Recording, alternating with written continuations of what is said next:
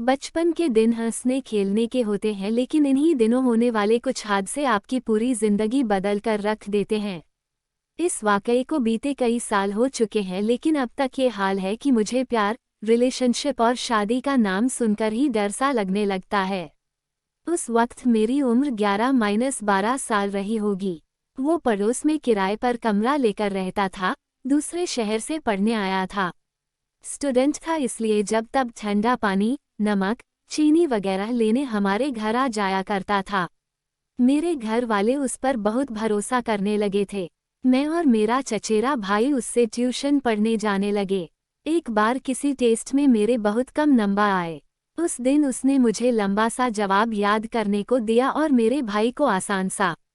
भाई ने कुछ देर में याद करके सुना दिया। उसने उसे छुट्टी दे दी और ये कहकर घर भिजवा दिया कि जब तक रोशनी को जवाब याद नहीं होगा इसे छुट्टी नहीं मिलेगी। अब कमरे में सिर्फ मैं और वो थे। थोड़ी देर में मैंने देखा कि वो पैंट खोलकर अपना प्राइवेट पार्ट सहला रहा था। उसने मुझे जबरदस्ती इधर उधर छूना शुरू कर दिया।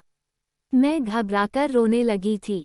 उसने चुप कराते हुए धमकी दी कि अगर मैंने घर में कुछ बताया तो वो घर पर मेरे कम नंबरों के बारे में बता देगा, फिर मुझे खूब मार पड़ेगी। मैं देर तक रोती रही।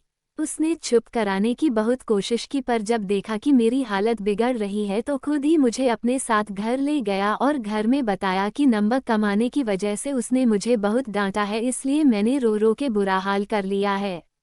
मुझे याद है, इसके बाद मैं बहुत बीमार पड़ गई थी। वो रोज़ मेरी तबीयत पूछने आता था, या शायद ये खबर लेने की कहीं मैंने घर में कुछ बताया तो नहीं। लेकिन घर का माहौल शांत था क्योंकि मैंने किसी से कुछ नहीं कहा था। उसके बाद मेरा ये हाल हो गया था कि अपने भाई का सामना करने से भी बचती थी। जब बड़ी हुई तो पता चला कि मेरे साथ यौन अपराध हुआ है। शुक्र है कि कुछ वक्त बाद वो दूसरे शहर चला गया था, लेकिन आज भी जब उस बारे में ख्याल आता है तो मन में घिन और सिहरन सी उठती है।